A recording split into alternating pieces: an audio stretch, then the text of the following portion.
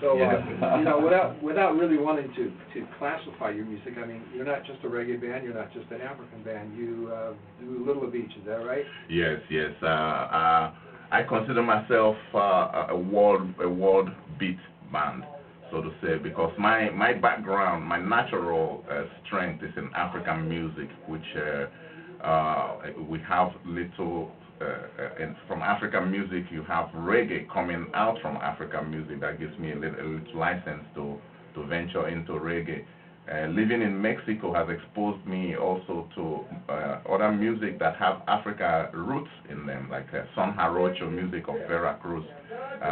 So I venture into naturally have a flair with those kind of music. Then I also go into traditional Mexican styles that appeal more to my African roots.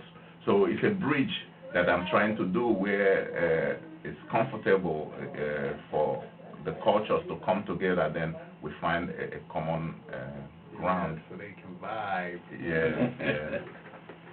Yeah, well, anybody who's been in Mexico knows that Veracruz is sort of the place in Mexico to hear music that has African roots.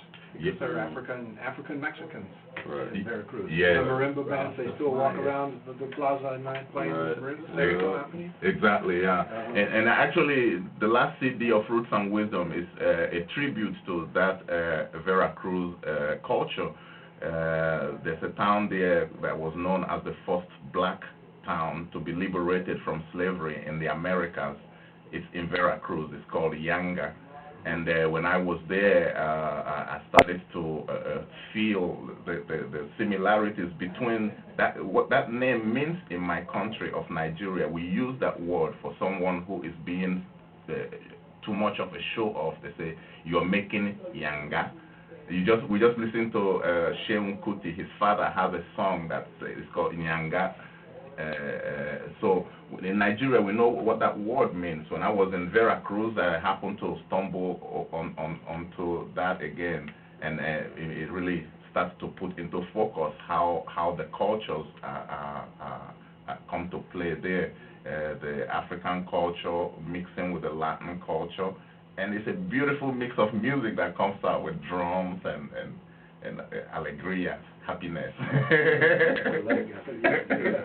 Cool, John.